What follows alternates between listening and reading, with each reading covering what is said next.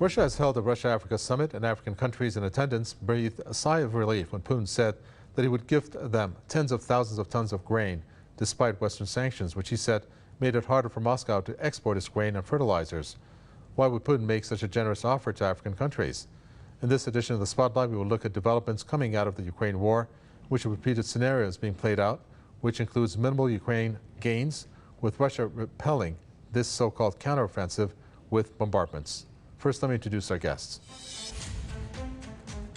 Andrij Dobriansky, Communications Director, Ukrainian Congress Committee of America, joins us from New York. Also joining us is Larry Johnson, former CIA analyst, who joins us from Bradenton, Florida. Welcome to you both. Andrij, let me first start with you. We want to focus on this grain deal falling apart, but let's go to the most recent development on that, and that is what's happened in what Russia has called an African summit, where you had the Russian president saying that he's going to gift African countries tens of thousands of tons of grain despite Western sanctions, which he said made it harder for Moscow to export its grain and fertilizers. Why do you think Russia has done that? I think it's to distract from the greater problems that are happening in Africa right now. Not only are the Wagner forces still active in several different countries, but Russian forces have been allegedly involved in the coup attempt that has proved successful in Niger. So there's a number of countries that are already perturbed by what's happening, by Russia's involvement, its colonialist history in Africa. But even now, as we see that Putin is not participating in the BRICS summit, we know that members of the South African Republic are interested in obtaining an arrest warrant for any future visit of Putin to South Africa.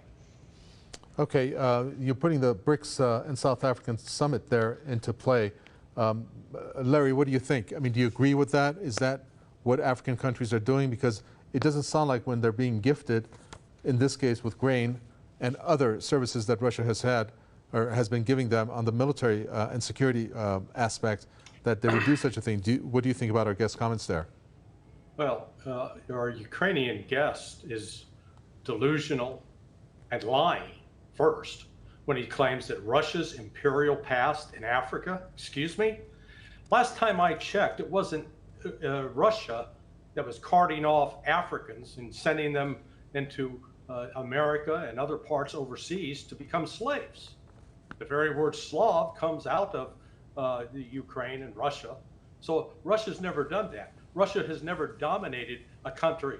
You total up Germany, France, England, the United States, yes. Imperialist tradition there. So this is just sheer nonsense. What's taking place is we're witnessing the reordering of the post-World War II world, and the U.S. ability to dominate that world is being eliminated. All right, so that's in the broader sense. Hopefully we'll get into that. Andrij, what do you think, though, in terms of what Putin has said regarding the grain deal? This is, I'm reading off what he has said in terms of the promises that it was given did not come about, facilitating its own grain and fertilizer exports. He said those were not met. Tell us if you agree or not agree with that. And he named the withdrawal of sanctions on supplies of Russian grain and fertilizers to world markets as one of the main conditions. Well, it's not true what the Russian president is saying about sanctions against his own country. The Russian sanctions that are targeting Russia will remain in effect so long as it continues to be the aggressor, continues to be the colonialist power that it is, invading countries like Ukraine, Georgia, and others on its periphery, but also sending soldiers, its mercenary soldiers throughout Africa. In terms of what Putin has promised, unfortunately, that's not really something that's laid down on paper. That's not something that can be really trusted. He has made many promises before, broken nearly all of them. So in terms of what is best for the country, we heard that at the United Nations twice last week when they discussed the grain deal and the fact that Russia unilaterally pulled out of it. So it was a deal with brokered by the United Nations that Russia would agree to allow these ships to transverse through the Black Sea without being attacked. It is clear that what Russia has been doing since that time, you can't say that you're in favor of making sure that Africa gets enough grain if you literally in one day destroyed 100 tons of peas and 20 tons of barley. That's just in one hit. And they've done that repeatedly over the last week since unilaterally pulling out of the grain deal. So what we heard at the United Nations was countries like Gabon, like Ghana, countries like Sierra Leone, all saying that Russia should continue with the grain deal, but unfortunately it has pulled out. It has made this promise, but we have yet to see a promise being fulfilled by Russia. Well, he just made this promise, so we have to wait and see how that pans out. Larry Johnson, let me quote Putin here and ask you what you think. This was in the midst of an accusation that he has leveled against Western countries. He used the term political blackmail. He said instead of helping countries in real need, the West used the grain deal for political blackmail and turned it into a tool to enrich transnational corporations and speculators in the global grain market. What do you think?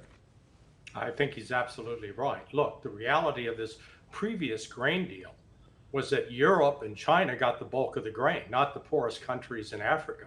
They only received something like 3% of all this grain, and yet the grain deal was touted as servicing the very poorest countries. The fact of the matter is Russia does not need Ukraine, and Russia does not need Turkey in order to export its grain and to export it where it wants and to accept payment in whatever method it wants. So we'll just have to wait and see, but I firmly believe that Putin will follow up on his word. He's been proven truthful. I mean, he vowed he wasn't going to allow Ukraine into NATO and that he would take military action if that was imminent. And he made good on that. So he'll make good on the grain deal. Andrij, your response. Within the course of a week, President Putin swore that he wasn't invading Ukraine and then launched missiles at it. So we know that President Putin is a liar. But in terms of what the grain deal, and this is going back to your main topic, we know that within a week of the grain deal being signed last year, that we had the ability of grain prices to drop by 20%. They were artificially inflated by the fact that Russia was blocking grain to North Africa, to the Middle East, to South Asia. But it was also the effect of worldwide grain prices that are being affected in America, in South America. It is the price of grain which really affects sub-Saharan Africa. And so the canard that the Russian Federation put out about grain not actually physically going to those countries, that is obviously something that a child would try to understand international grain deal. Here, what we're talking about is the fact that many countries have expressed by their leadership at the United Nations that Russia's unilateral pulling out of the grain deal will hurt Africans. We know that from those countries' leaders. All right. What comes about here, and I'm curious, Larry Johnson, if you can answer this, is how the U.S. has reacted when it comes to Africa. The most recent, July 24th, the U.S. envoy heading to Africa to address Russia's grain deal exit. This is right before Russia made that announcement. This is Brian Nelson, who was the U.S. Treasury Undersecretary for Terrorism and Financial Intelligence. And then you had also just I believe it was last month, where you had U.S. sending an envoy to Africa to tell African countries the impact of Russia's war on food and energy prices.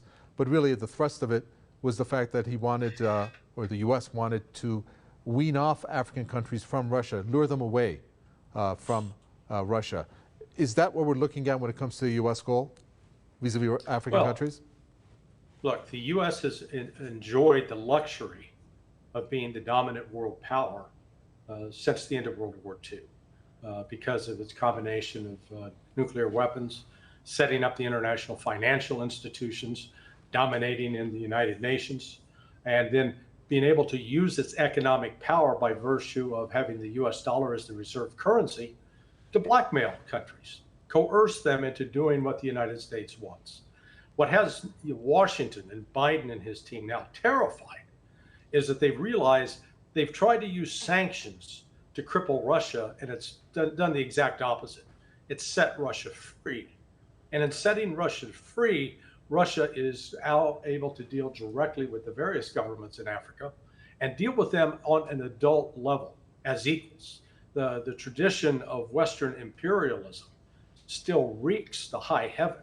And the Brits, the French, the Germans, and the Americans, my own people, have a history of abuse in Africa, and that's turning around. That is what's going on here, is the complete realignment of the rest of the world the world that the United States once dominated.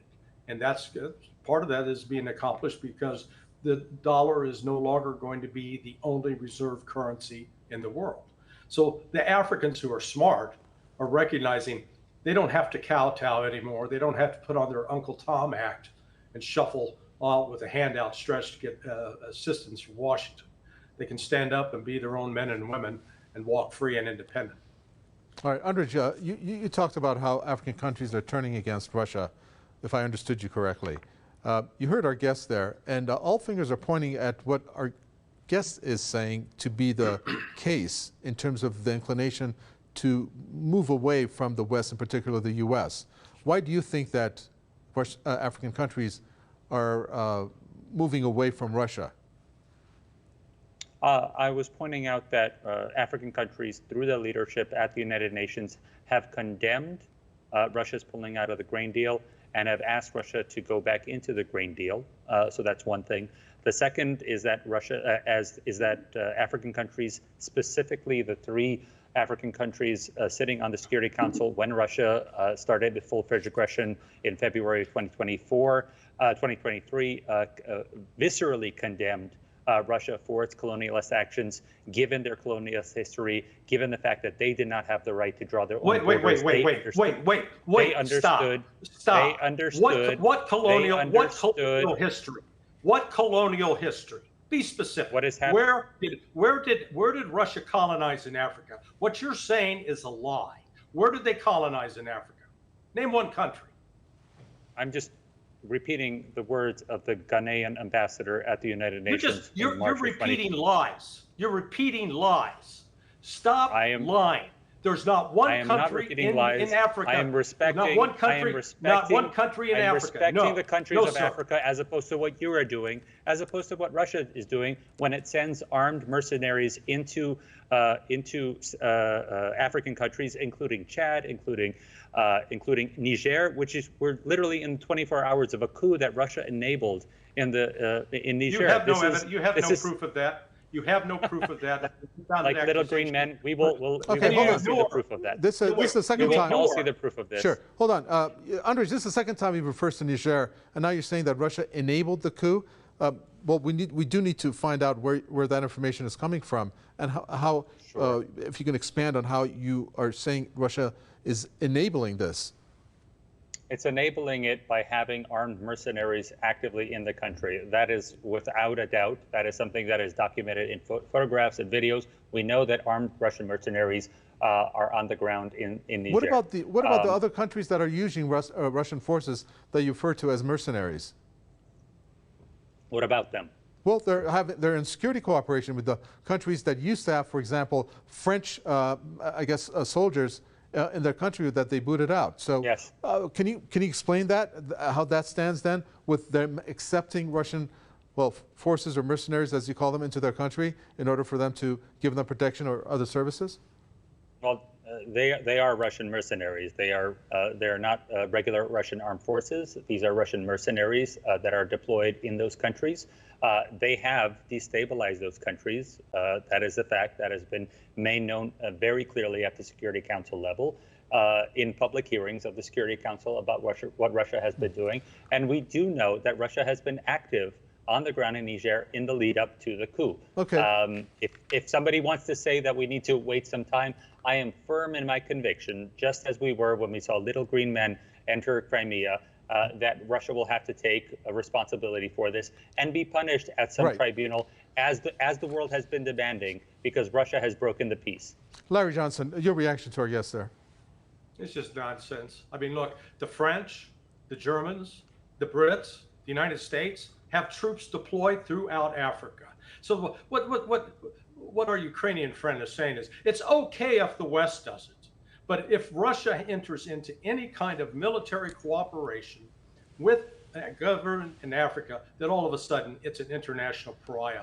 The double standard on this is unbelievable, but it is typical, because it was Ukraine that attacked the people in the Donbass in 2014. It wasn't the people in the Donbass that attacked the Ukrainian army. It was the exact opposite. And for 9 years, Ukraine has been killing civilians, and the West has kept silent and said nothing.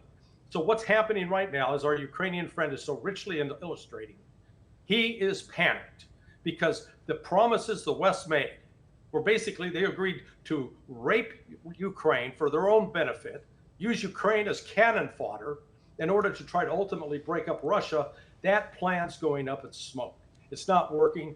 Russia's influence as a global power is expanding, not diminishing. Andrij? Well, if we want to talk about sexual violence, yes, we can specifically refer to the Special Rapporteur's report about what Russia does. Specifically in Ukraine, sexual violence is perpetrated by Russian forces against women as old as 82, against children as young as 4. This has happened on a mass. That's a lie. Again, if people you guys, want to claim that there are war crimes Ukrainians happening, are the ones doing the human trafficking. You're the ones doing the human trafficking, the trafficking of children. If people want to claim that there are war crimes happening, then we would have seen at least a case presented at the International Criminal Court, a case presented at the International Court of Justice. But that simply hasn't happened because the evidence has shown that it has been Russia perpetrating these war crimes, whether it's the war crime of MH17, which was again brought up at ICJ just in the last month, whether it's the warrant served against the Russian president. Those warrants aren't being served against other nations on the UN Security Council. It's just not happening. Well, the UN Commission... Because it's unbalanced, because it's a crooked system, a crooked, corrupt system.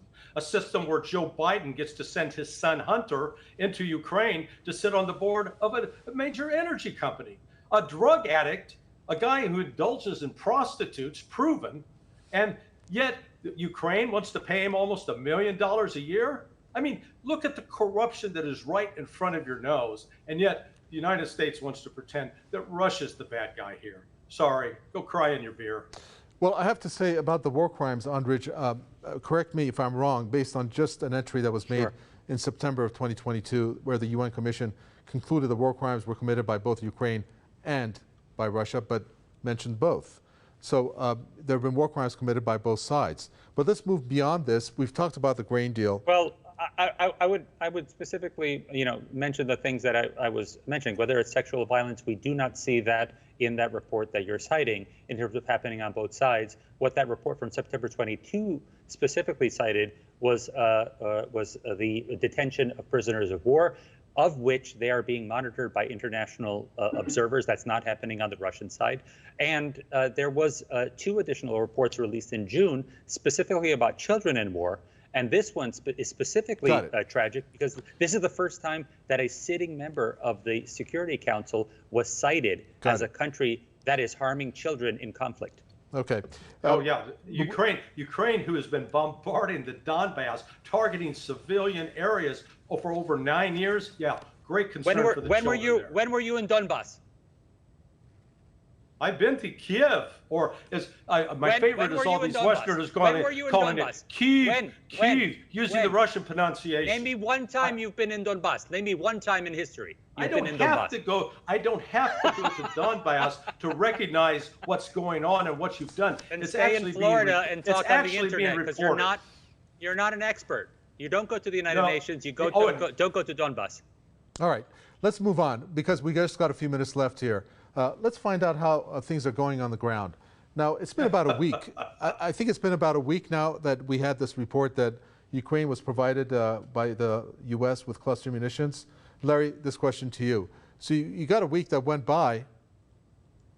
What's happened? What we hear is, well, let me take the word of what the Ukrainian side has said, that there's been minimal advances that were made. In a matter of a week, maybe it's too little of a time, but you would think that there'd be more advances made. We keep hearing about minimal advances made by the Ukrainian side, and then Russia either repelling and then attacking, bombarding, I should say, Ukraine. I mean, what is this war all about? Is this what it's come down to after over 500 days? The West is using Ukrainians as cannon fodder. It's that simple. Ukraine does not have combat air. They don't have fixed-wing aircraft that can fly to the front lines to provide close air support for Ukrainian troops. They don't have rotary wing aircraft in any supply that can provide a similar mission. They don't have mobile air defense systems that are working and functioning to keep Russian air systems from attacking. They don't have mobile artillery. And they're running out of shells, which is why even Joe Biden admitted, well, we don't have enough, so we got to send them these cluster munitions that have been sitting in a warehouse for 30 years because we don't have anything else. And yet Russia, on every single one of those, has the exact opposite. The Ukrainians are being sent on a suicide mission. The one thing I would say, I rarely agree with Zelensky and Zaluzny, the general governing the army, but they're correct. They were coerced into this offensive without having what they would need in order to even have a snowball's chance in hell of succeeding. They're getting crushed. They're suffering catastrophic losses, and they're not going to succeed. Andrij, Yuri Isak, an advisor to Ukraine's defense minister, has said, quote, "There's nothing new happening at the front lines. In the south, we are moving forward slowly but surely." Do you think that's enough after 500 days of war? As I mentioned last week and the week before that, there's about a kilometer to 2 kilometers of daily advancement, whether it's in the southern front or the eastern front. That's been happening on a regular basis even before the DPICMs, the dual-purpose munitions, came. The dual-purpose munitions haven't been used recklessly, as many people were feared in the West. They have been used specifically at the minefields that have been throughout, littered throughout Ukraine. About 20 to 30% of Ukraine's territory, and again, this is the largest country in Europe, 20 to 30% of it now has mines. So using the cluster munition, the dual-purpose munitions that come out of the American made howitzers, those enable Ukraine to make steady progress, but without additional demining equipment, you won't see a swift advance just because Russia has spent several years not just laying down trenches, but really putting down the barriers to having anybody cross those area. So the cluster munitions, the dual-purpose munitions, absolutely, they are helping in a very limited way, but you're not going to have more than 1 or 2 kilometers of progress, as we've seen over the last 2 weeks. Okay. Well, let's see here. I got the last question to give to you, Larry. Looking at what has been called a two-track diplomacy, this has been a piece of news that has come out in the past couple of weeks, where you had, from what these sources have said, former U.S. officials to have held secret talks with Ukraine. You also have had the CIA director, July 1st was the entry, William Burns, going on a secret trip to Ukraine to discuss plans for a ceasefire negotiation, to hoping for it to happen by the end of the year. What do you make of this, if you agree, if that is indeed true? And also the timeline that William Burns has set by the end of the year, which is in about 5 months. Do you think that this war is being approached by the U.S. for an end, or what are we looking at here? Yeah, no, the U.S. and NATO are getting ready to cut Ukraine loose. They're going to be abandoned. Ukraine's been made a lot of promises, and the West is going to betray another people, just as they betrayed people in Afghanistan and South Vietnam and Libya, and just go down the list. What you're starting to see is a couple of themes emerge. One, it's being said both in the United Kingdom and in Washington, D.C., that we gave Ukraine everything they needed. We gave them all the vehicles, all the tanks, all the weapons, etc. But it's just been their poor tactics. It's been Ukraine's fault that they've not succeeded in this offensive. So that line is being put out there now to build the excuse that when the United States is going to declare victory, that because you've already heard Biden and Blinken saying, "Oh, Russia has lost. Russia's lost." So they're going to come out and say, "Oh, we've accomplished, mission accomplished. Russia's lost. We're pulling out. Ukraine, nice knowing you." Because what made Ukraine so attractive in terms of its natural resources, those are now under the control of the Russians, and the Russians aren't giving them back, and Ukraine doesn't have the military power to take them back. So I think by the end of the year, we'll likely see this war over. All right. Unfortunately, we're fresh out of time. But let me thank Larry Johnson, their former CIA analyst, and Andrij Dobriansky, a pleasure, Communications Director, Ukrainian Congress Committee of America. With that, we come to an end for this edition of The Spotlight. From Mikava Taiwei and the team, it's goodbye.